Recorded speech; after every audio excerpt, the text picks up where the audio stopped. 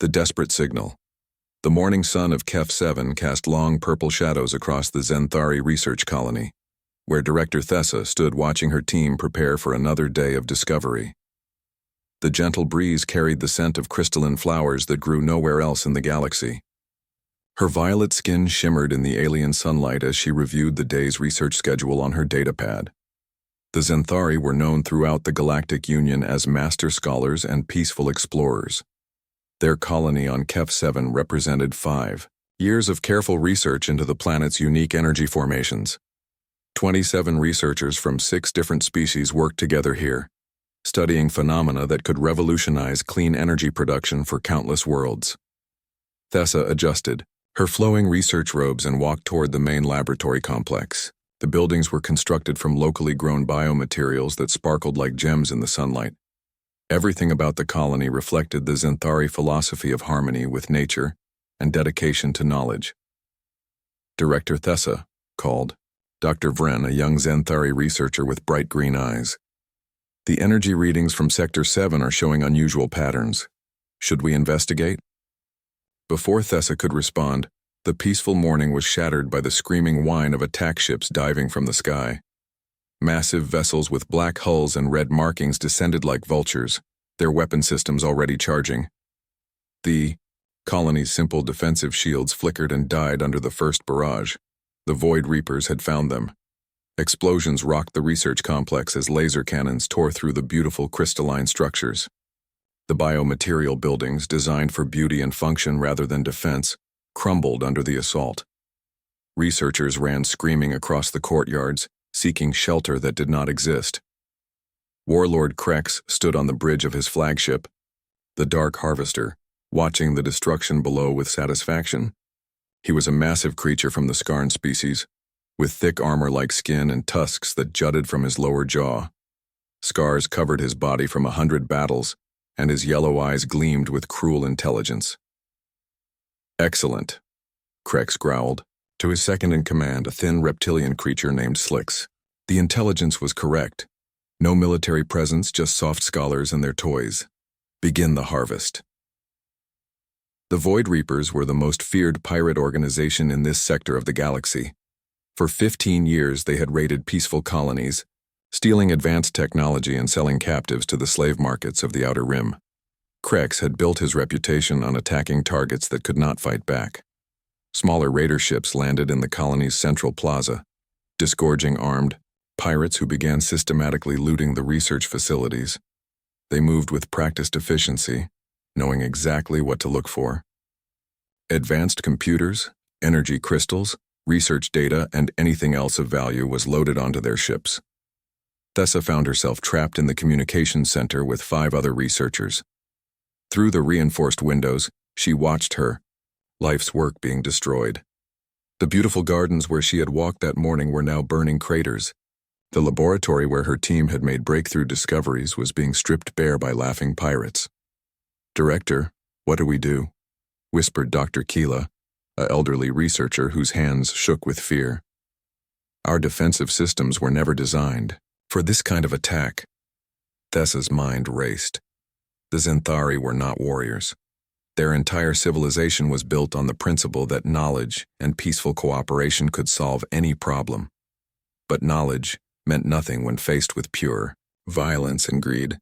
"The emergency transmitter," she said suddenly. "We can send a distress signal through the quantum relay network. Someone in the Galactic Union might be able to help us." Dr. Vren was already at the communications console, his green eyes wide, with fear but his hands steady. "The main transmitter is damaged, but I can boost the emergency beacon. It will broadcast on all Galactic Union frequencies." Outside, the sounds of destruction continued. Pirates shouted orders in their harsh languages while they loaded stolen equipment onto their ships. The screams of captured researchers echoed across the plaza as they were dragged toward the slave transports. "This is Director Thessa of the Xanthari Research Colony on HFY. She spoke into the emergency transmitter, her voice steady despite her terror. "We are under attack by the Void Reaper pirate fleet. Our defenses are destroyed. We have no military capability. 27. Researchers and support staff are trapped. We estimate less than 6 hours before complete colony evacuation or elimination. Please, anyone who receives this message, we need immediate assistance." The message burst out from KEF-7 at faster-than-light speed, carried by quantum relay stations throughout the galaxy. Within minutes, it reached dozens of Galactic Union worlds. On the peaceful planet of Serenity Prime, Admiral Jolex of the Union Defense Forces read the message with growing horror. He immediately began calculating response times and available ships. The nearest Union fleet was 4 days away at maximum speed. Even if they left immediately, they would arrive to find only empty ruins and the bodies of massacred researchers. Similar calculations were being made on a dozen other worlds. The math was simple and brutal. The Galactic Union's military forces were spread thin across hundreds of systems, focused primarily on border disputes and trade route protection. They had never developed rapid response capabilities for pirate attacks because such attacks were relatively rare and usually small scale. But this message continued traveling, bouncing from relay to relay, reaching ever more distant systems. It passed through the territories of the Altarian Federation, where peace-loving bird-like creatures discussed sending thoughts and prayers. It reached the Christine Empire, where insectoid aliens debated whether the matter was worth a formal, diplomatic protest. And then, in a quiet corner of the galaxy that most civilized species considered primitive and dangerous, the message reached a small blue and green world called Earth. Admiral Maria Santos was reviewing supply reports in her office at Luna Station, humanity's primary military command center in orbit around Earth's moon. She was a compact woman with steel-gray hair and dark eyes that had seen too many battles. Scars on her hands told the story of her rise through the ranks, from a young Marine fighting in the asteroid belt to the commander of humanity's space forces. The communications officer, Lieutenant Commander Jackson, burst into her office without ceremony. "Admiral, you need to see this immediately." Santos looked up sharply. Jackson was a veteran officer who never panicked, but his face was pale with urgency.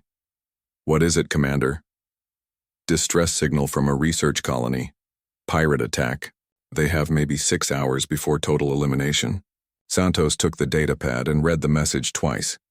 Her expression grew darker with each word. "Response time from Galactic Union forces?" 4 days minimum, Admiral. By the time anyone else gets there, it will be over." Santos stood and walked to the large window that looked out at Earth below. The blue and white planet hung in space like a jewel, beautiful and deceptively peaceful. But Santos knew what that beauty concealed. Earth was classified by the Galactic Union as a Class 12 death world, a planet so hostile that life should not be able to survive there at all. The gravity was crushing by galactic standards. The weather was violently unpredictable. The native life forms were incredibly aggressive and adaptable. Most alien species could not even breathe the oxygen-heavy atmosphere without life support. The Galactic Union had been amazed when they discovered that not only did life exist on Earth, but it had produced a sapient species that thrived in such conditions. Humans had only joined the Galactic Union 15 years ago, and they were still considered newcomers by most alien civilizations. The prevailing opinion was that humans were interesting but primitive, tough but unsophisticated. They were useful for heavy labor and hazardous duty assignments, but not much else. That was about to change. "Commander Jackson," Santos said quietly, "send a message to all fleet commanders. Emergency authorization Alpha 7. I want every available ship ready for immediate departure within 2 hours." Jackson's eyes widened. Alpha 7 authorization had not been used since the Centauri War 20 years ago. It meant total military mobilization, every ship and every crew member called to active duty. "Admiral, with respect, are you sure? This is just one small research colony. The political implications of mobilizing our entire fleet could be enormous." Santos turned back to face her subordinate, and Jackson saw something in her eyes that made him step back. It was not anger or rage, but something far more dangerous. It was the cold, calculating determination of a predator that had decided to hunt. "Commander, 27 innocent people are about to be murdered or sold into slavery while the galaxy stands by and does nothing." They sent out a call for help. and by God, someone is going to answer that call. Within minutes, the alert signals were screaming across human space. From the military shipyards of Mars to the patrol stations in the outer colonies, every human warship received the same message: emergency deployment authorized. All available vessels report for immediate duty. The response was instantaneous and overwhelming. Captains who had been planning shore leave canceled their plans and recalled their crews. Maintenance teams worked frantically to ready ships that had been scheduled for repairs. Supply officers loaded ammunition and provisions at record speed. Captain Elena Rodriguez was enjoying a quiet dinner with her family on Mars Colony when her communicator chimed with the emergency signal. She was the commander of the heavy cruiser, Terra's Might, one of humanity's most advanced warships. Within an hour, she was back aboard her ship, watching her crew prepare for departure with grim efficiency. "Status report," she ordered as she took her position on the bridge. "All systems ready, Captain," replied her executive officer, Commander Liu. "Weapons loaded, engines online, crew at battle stations. What's our target?" Rodriguez shared the briefing data with her senior staff. As they read the details of the attack on KEF-7, she watched their faces harden with the same determination she felt. "Any questions?" she asked when they finished reading. "Just one, Captain," said Lieutenant Torres from the weapons station. "How many pirates are we expecting to fight?" Rodriguez smiled coldly. "Intelligence estimates approximately 150 ships." The bridge crew exchanged glances. A normal military response would involve careful planning, overwhelming numerical superiority, and backup contingencies. But Torres just nodded and turned back to his console. "Understood, Captain. Weapons ready." This was the human way. When someone needed help, you helped them. It did not matter if they were human or alien, friend or stranger. It did not matter what the odds were or what the cost might be. Someone had called for help, and humans would answer that call. Across human space, similar scenes were playing, out on hundreds of ships. The merchant marine captain who volunteered his cargo vessel to carry supplies. The fighter pilots who had been looking forward to weekend leave but reported for duty without complaint. The engineers who pushed aging ships beyond their design limits because lives depended on reaching the target in time. Admiral Santos stood on the bridge of her flagship, the massive dreadnought Indomitable, watching the tactical display as ship after ship reported ready for departure. In less than 2 hours, humanity had assembled the largest military fleet in its history. "Final count, Admiral," reported her tactical officer. 47 main battleships, 23 cruisers, 68 destroyers, 12 carrier vessels, and over 200 support ships. Total fleet strength, approximately 350 vessels. Santos nodded grimly. It was everything humanity had, every ship that could mount weapons and carry a crew. They were betting their entire military capability on a rescue mission for people they had never met. "Signal the fleet," she ordered. "Operation Guardian Angel is now active.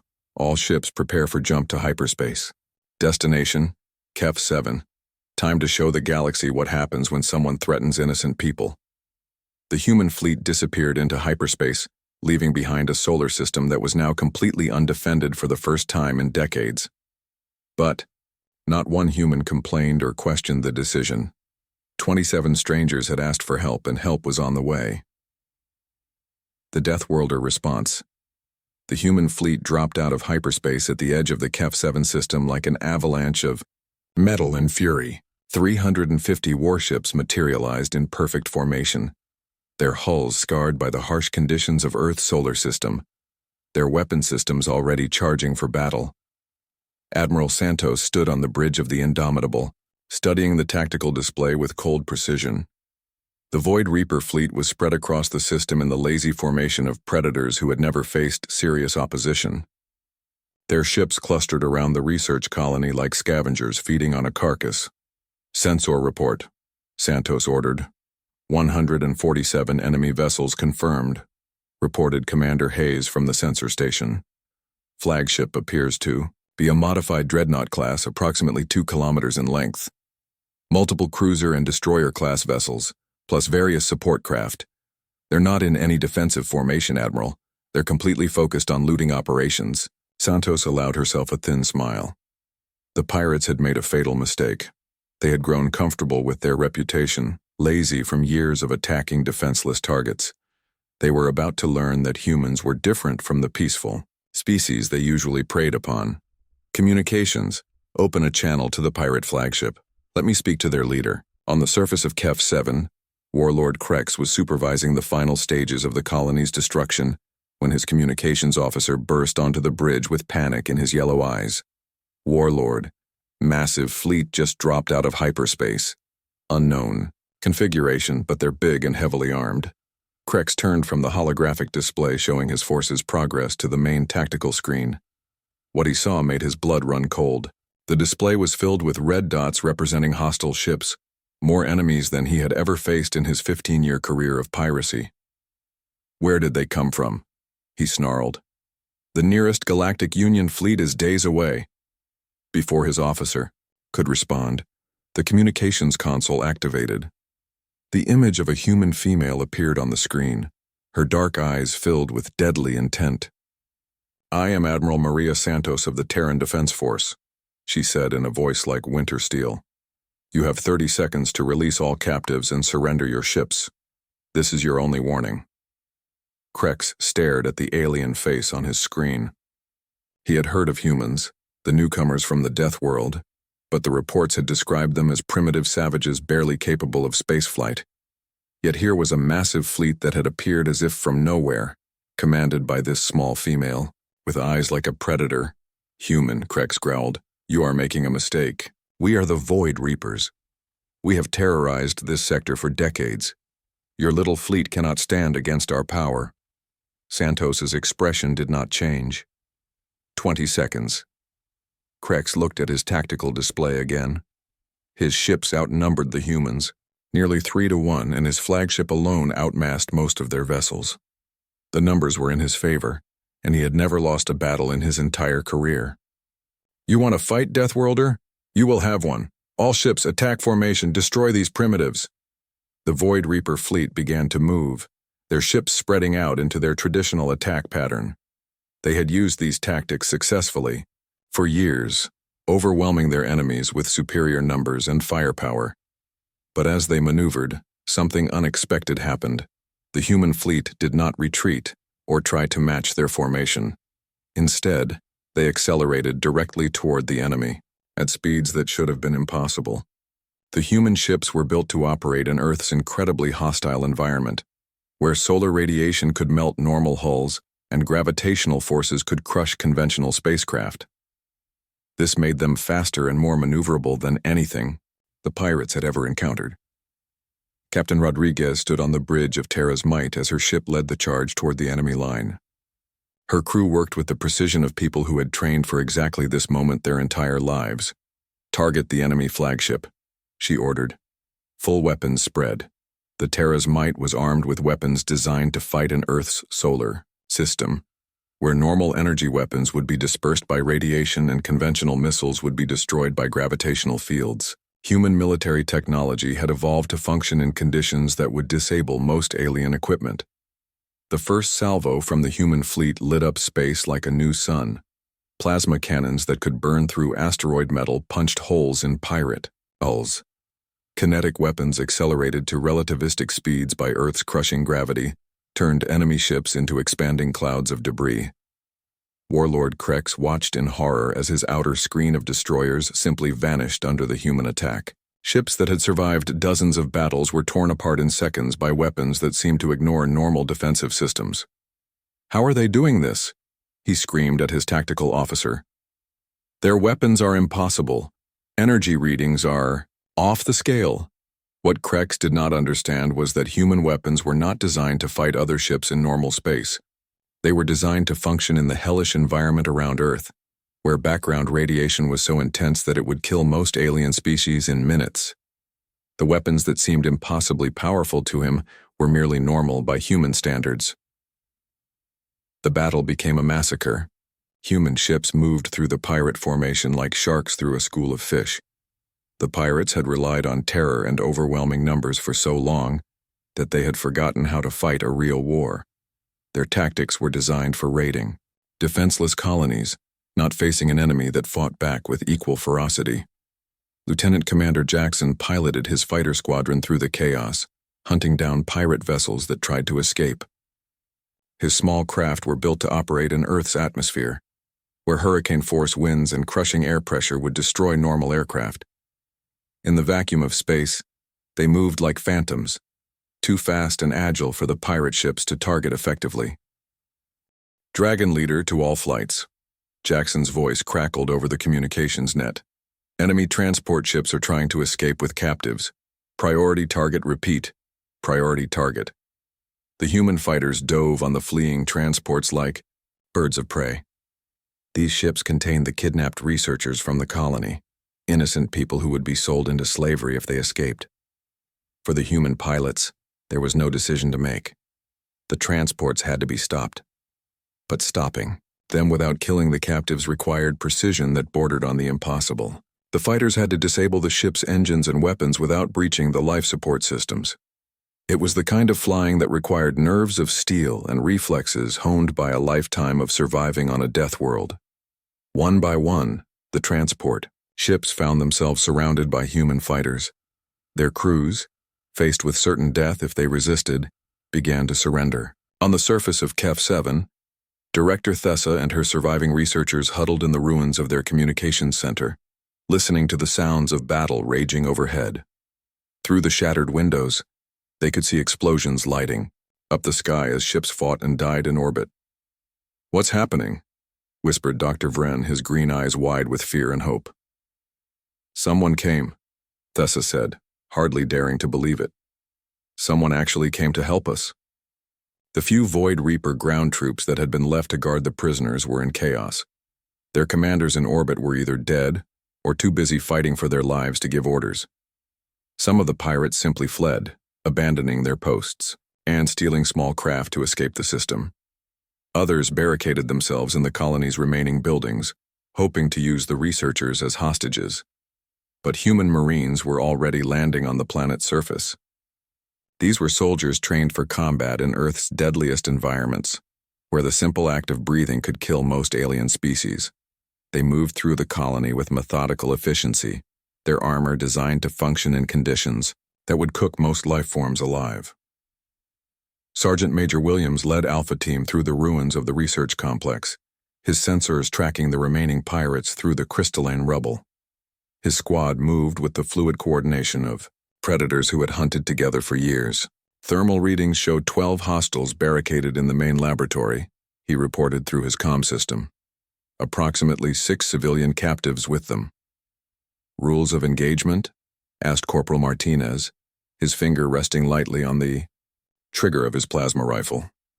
"Captives come first," Williams replied without hesitation. "We get the innocents out, then we deal with the pirates." The rescue operation was swift and decisive. Human soldiers had trained for hostage situations in environments far more hostile than this pleasant world. They used tactics developed for fighting in Earth's urban combat zones, where collateral damage could not be tolerated and precision was everything. Within an hour, all surviving researchers had been freed and the remaining pirates captured or eliminated. The colony was secure, though much of it lay in ruins. In orbit, the space battle was reaching its conclusion. The Void Reaper fleet, once the terror of the outer sectors, was being systematically destroyed by ships from a world most of them had never heard of. Warlord Krex found himself trapped on his damaged flagship, surrounded by human vessels and facing certain death. "This is Admiral Santos," came the voice from his communications system. "Surrender now and you will be taken alive for trial. Continue fighting and you will die with your ship." Krex looked around his ruined bridge. Half his crew was dead, his weapons were offline, and his engines were failing. For the first time in his long career of violence and cruelty, he was facing an enemy that was stronger than he was. "I surrender," he said, the words tasting like poison in his mouth. The aftermath of the battle was swift and thorough. The surviving pirates were taken into custody, their ships either destroyed or captured. The stolen research equipment was recovered and returned to the colony. Most importantly, every single kidnapped researcher was found alive and unharmed. Admiral Santos stood in the ruined courtyard of the Zenthari colony, speaking with Director Thessa while human engineers worked to repair the damaged buildings. The gentle alien researcher looked up at the human commander with tears in her violet eyes. "Why?" Thessa asked. "Why did you risk so much for people you do not even know?" Santos was quiet for a moment, looking at the devastation around them. "Because you asked for help," she said simply. "Where we come from, when someone needs help, you help them. It does not matter who they are or what it costs." News of the battle spread through the galaxy at light speed. For the first time in galactic history, a major pirate fleet had been completely destroyed by forces responding to a distress call. The implications were staggering. On peaceful worlds throughout the Galactic Union, alien leaders studied the battle reports with amazement and growing concern. The humans had deployed their entire military force to rescue 27 strangers.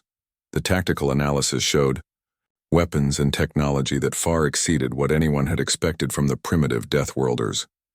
But more disturbing than the military implications was the cultural revelation. Humanity had demonstrated a level of commitment to protecting innocent life that was unprecedented in galactic history. They had risked everything they had for people they had never met, simply because those people had asked for help. The Zenthari Council issued a formal statement thanking humanity for their sacrifice and offering to share their advanced research freely with Earth. Other species began to reconsider their assumptions about the quiet humans from the dangerous Blue World. Admiral Santos received orders to establish a permanent human military presence in the sector, working with local governments to prevent future pirate attacks. The age of predators like the Void Reapers preying on defenseless colonies was coming to an end. 6 months later, Director Thessa stood in the rebuilt courtyard of her research colony, watching human and Zenthari scientists working together on new projects. The partnership between the two species had produced breakthroughs that neither could have achieved alone. "The energy readings are stabilizing," reported Dr. Vren, now working alongside Lieutenant Kim from the Human Engineering Corps. "This new fusion design could power entire star systems." Thessa smiled as she watched the collaboration. The attack that had nearly destroyed her colony had instead brought together two very different civilizations. The Zenthari contributed their advanced theoretical knowledge, while the humans provided practical engineering solutions developed in the harsh conditions of their death world. A message chimed on her personal communicator. It was from Admiral Santos, now commanding the joint defense fleet that protected this entire sector of space. "Director Thessa, we have received another distress signal from a colony in the Vega system. Pirate attack, similar to what you experienced. We will be departing within the hour to respond." Thessa shook her head in wonder. The humans never seemed to tire of helping others, never questioned the cost or the risk. They simply responded to every call for help as if the endangered people were their own family members. She thought about the message that had started it all, the desperate plea for help that had gone out into the darkness of space. Most species would have calculated the odds, weighed the costs, and probably decided that the risk was too great. But humanity had heard that call and responded with everything they had.